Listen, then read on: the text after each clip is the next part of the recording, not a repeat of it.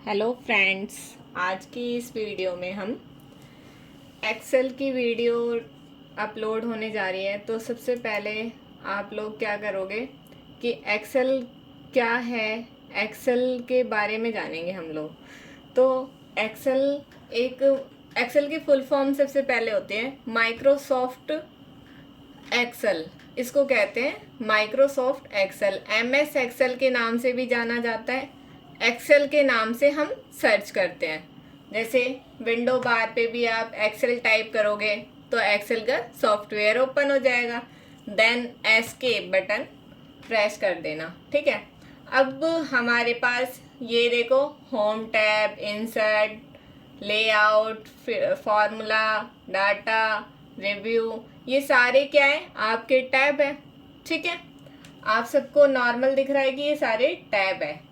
Control plus scroll, जो mouse का scroll button होता है ना, उससे अप डाउन करोगे तो शीट क्या होती है, जूम होती है। Zoom in and zoom out. Scroll up करने से, कंट्रोल प्लस स्क्रॉल अप करने से क्या होती है, शीट पर जूम इन होता है। क्या होता है, जूम इन। और स्क्रॉल डाउन करते हो तो क्या होता है, जो शीट होती है वो जूम आउट होता है। ठीक है, तो सबसे पहले हम लोगों को बेसिक चीज़ें पता होनी चाहिए। जैसे कि ये व्यू टैब है। ठीक है, ये जो आपका ABCDEFGHIJ, ये क्या है, आपके कॉलम है। ठीक है, इसमें क्या होता है, अप एंड डाउन आपका कॉलम होता है और लेफ्ट टू राइट आपके रोज होते हैं। नॉर्मल अप एंड डाउन आपका कॉलम होता है, लेफ्ट टू राइट आपके रोज होते हैं।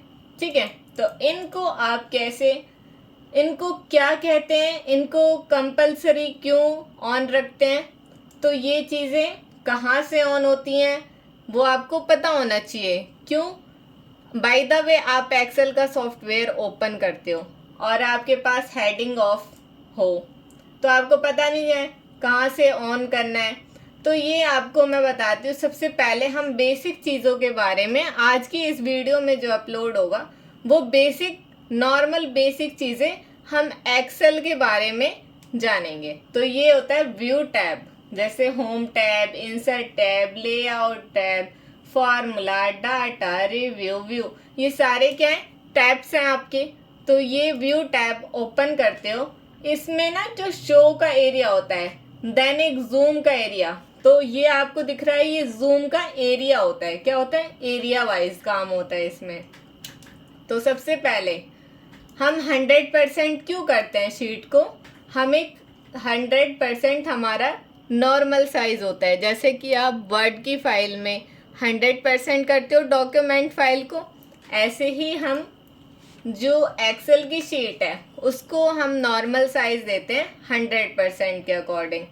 और फिर उसके बाद अगर परसेंटेज चेक करना हो तो आपके जूम एरिया में एक जूम का डायलॉग बॉक्स ओपन होता है। वो क्या होता है, उसमें आप जैसे मान लो बाय द वे आपको 200% की शीट लेनी है तो आप यहाँ पे टाइप कर दोगे 200%, देन एंटर करते हो, ये शीट आपकी मैक्सिमाइज कितनी हो गई, 200%, मतलब जूम इन। अब हम क्या करते हैं, 100% हमारा एक नॉर्मल साइज होता है दोस्तों। ठीक है, यहाँ तक कोई भी टॉपिक ऐसा नहीं लगता मुझे कि आप लोगों को समझ ना आया हो। मेरे हिसाब से समझ आ रहा है। अब आगे चलते हैं हम। जैसे कि मैं आपको बेसिक तौर पे बता दूं कि जो इसमें एक्सेल का सॉफ्टवेयर यूज़ कर रहे हो तो कभी भी आप जूम जो करते हो वो क्या करते हो, लास्ट जूम हमारी शीट जो क्रिएट होती है वो 400% होती है। लास्ट जूम 400% कर सकते हो, इससे ज़्यादा आप शीट को जूम नहीं कर सकते। ठीक है, वो हम करके देख लेते हैं। जैसे कि 4, मैंने 1 हटा दिया, 4 टाइप किया, ये 400%। अगर मैं यहाँ से मान लो मैं 5 ले लेती हूँ तो ये क्या होगा, 500% वो ले नहीं रहा। ठीक है, मैंने टाइप किया था 5, ये टाइप करते एरर आ जाता है। वैसे आप लोग अपने सॉफ्टवेयर में करके देखना, ये 500% जूम नहीं हो सकता, ठीक है। तो आप लोगों को पता है कि शीट 400% जूम होगी, लास्ट जो हमारी जो एक्सेल में शीट होती है वो 400% होती है, नॉर्मल साइज हमारा 100% होता है। अब हम शो क्या क्या चीज़ें कराते हैं, शो में हम देख रहे हैं grid lines, heading, formula bar. अब मैं आपको बताती हूँ कि ग्रिड लाइंस का मतलब क्या होता है, हेडिंग्स का, फॉर्मूला बार को क्यों यूज़ करना होता है और ये तीनों चीज़ें कंपलसरी क्यों यूज़ रखनी होती हैं और क्यों शो कराना होता है। तो बाय द वे आपको ग्रिड लाइन, सबसे पहले ग्रिड लाइन, जो ये लाइनिंग दिख रही है आपको अप एंड डाउन, ये ग्रिड लाइन के अकॉर्डिंग दिख रही है, ठीक है। लेफ्ट टू राइट ये आपके रोज होते हैं, ये आपको पता चल रहा है कि ये लाइनिंग है up and down up and down. Otherwise ये सेल है, जहाँ भी मैं इस कर्सर को अटेंड कर रही हूँ ये क्या है, सेल है। विदाउट माउस हम एरो का यूज़ कर सकते हैं, up down left right, 4 arrow है आपके, उनका यूज़ करके आप इस तरीके से जा सकते हो। Control up down left right, इसका यूज़ करके आप अपनी शीट के कोने कोने में जा सकते हो। क्यों? क्योंकि आगे हमारे पास अगेंस्ट डाटा नहीं है कोई भी, इसलिए। तो ग्रिड लाइन का मतलब आपको पता चल गया होगा कि ग्रिड लाइन हम जैसे कि पर्टिकुलर सेल के अंदर कुछ भी चीज़ें हम टाइप करते हैं, मान लो मैंने कुछ भी टाइप किया, ये क्या है, ये बाहर निकल रही हैं, ठीक है। अगर मैं इस ग्रिड लाइन को ऑफ कर दूंगी तो बाय हमें क्या पता चल रहा है कि इसके अंदर से बाहर, सेल के अंदर से आउट ऑफ एरिया जा रहा है, नहीं पता चल रहा। और जैसे मैं ग्रिड लाइन को ऑन रखती हूँ तो मुझे पता चलता है कि ये ऑटो फिट नहीं है, इसे हमें ऑटो फिट करने की ज़रूरत है। कैसे? इसको मैंने बैक स्पेस किया तो ये बैक स्पेस नहीं हुआ, ठीक है। अब मैंने जिस सेल में टाइप किया था वो टाइप मुझे पता नहीं चला, बैक स्पेस किया, क्या अब बैक स्पेस हो गया? हाँ हो गया। तो श्योरिटी आप जिस सेल में टाइप करते हो उसमें ही आप बैक स्पेस कर सकते हो, उस सेल पर ही जाके आप डिलीट कर सकते हो। अब आते हैं हम हेडिंग्स। हेडिंग्स का मतलब क्या होता है, ये हमारे कॉलम को नेम में कन्वर्ट करता है और रोज को नंबर में कन्वर्ट करता है। मतलब कॉलम को तो हम नेम के नाम से जानते हैं, अल्फ़ाबेट्स के नाम से, ठीक है, ABCDEFGH, और नंबर जो है आपके ये रोज नंबर है, इसको लेफ्ट टू राइट कहते हैं। डायरेक्शन इसका लेफ्ट टू राइट होता है। जैसे आप कोई भी फॉर्मूला यूज कर रहे हो रोज के अकॉर्डिंग, तो आप पहले लेफ्ट से राइट कर सकते हो, राइट से लेफ्ट नहीं कर सकते, ठीक है। फॉर्मूला कई बार मिस्टेक हो जाती है फॉर्मूला में। अब बारी आती है हमारी up and down. Up and down में क्या होता है, अप एंड डाउन से लेके आपके कॉलम में डिवाइड होते हैं, तो हम up and down he formula use करते हैं, डाउन से अप फॉर्मूला यूज़ नहीं करते। नेक्स्ट आते हैं हम फॉर्मूला बार।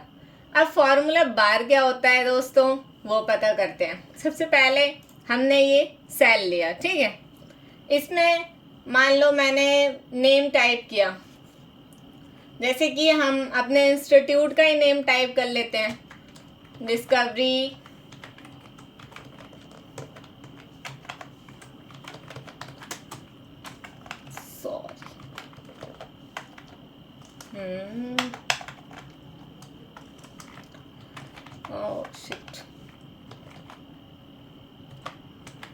मेरा जो वी है वो काम नहीं कर रहा, तो सपोज दैट मैंने यहाँ से ले लिया, इसको मैंने बैक स्पेस किया, स्पेस कंप्यूटर ट्रेनिंग सेंटर, ठीक है, ओके। ये आपने टाइप करा, सपोज दैट जो मैंने टाइप किया क्या आपको फॉर्मूला बार में शो हो रहा है? शो हो रहा है, एग्जैक्टली। अब ये होता है, ये तो आपका फॉर्मूला बार वो काम करता है, जो भी आप सेल के अंदर टाइप करते हो वो फॉर्मूला बार के पास शो होता है दोस्तों, ठीक है। नेक्स्ट हमारा नेम बॉक्स क्या होता है। नेम बॉक्स का मतलब होता है जैसे कि आप सी कॉलम में हो और C2 क्यों दिखा रहा है, सी कॉलम का नेम हो गया, रोज नंबर 2 में एंट्री करते हो, इसलिए आपका ये नेम बॉक्स के पास रिकॉर्ड होता है। समझ में आया दोस्तों? इसलिए हम फॉर्मूला बार का यूज ज्यादा करते हैं। तो grid line, formula bar, headings. Headings क्या होती हैं, जो आपके एक बार रिपीट कर देती हूँ मैं, कॉलम को नेम में कन्वर्ट करती है, रोज को नंबर में कन्वर्ट करता है। ठीक है, ग्रिड लाइन के बिना आप ऑफ रखोगे तो आपको पता नहीं चलेगा पर्टिकुलर स्पेस कहाँ जा रहा है, कहाँ नहीं जा रहा, किस सेल से क्या चीज़ें बाहर जा रही हैं, आउट ऑफ एरिया, तो हमें पता नहीं चलेगा।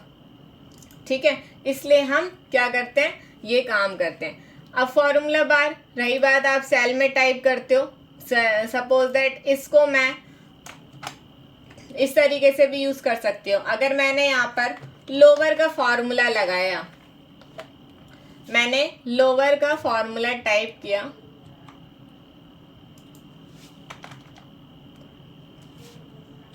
और मैंने टैब कर दिया, तो मैंने क्या किया, इस सेल को सिलेक्ट करा और एंटर कर दिया। तो ये क्या हो रहा है, इसने क्या किया, हमारे जो फॉर्मूला लगाया था हमने उसको इसने लोअर सेंटेंस में कन्वर्ट कर दिया है।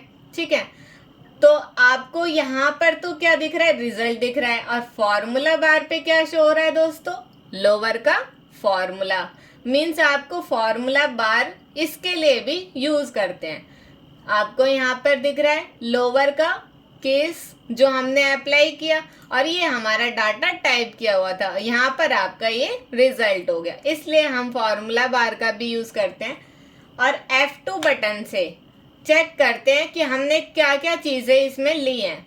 जैसे कि आपको सेल के अंदर कर्सर डालना है, ठीक है, सेल के अंदर कर्सर ले जाना है विदाउट माउस, तो आप क्या करते हो, F2 बटन का प्रेस करते हो। क्यों? क्योंकि इससे हम सेल के अंदर कर्सर ले जा सकते हैं आसानी तरीके से।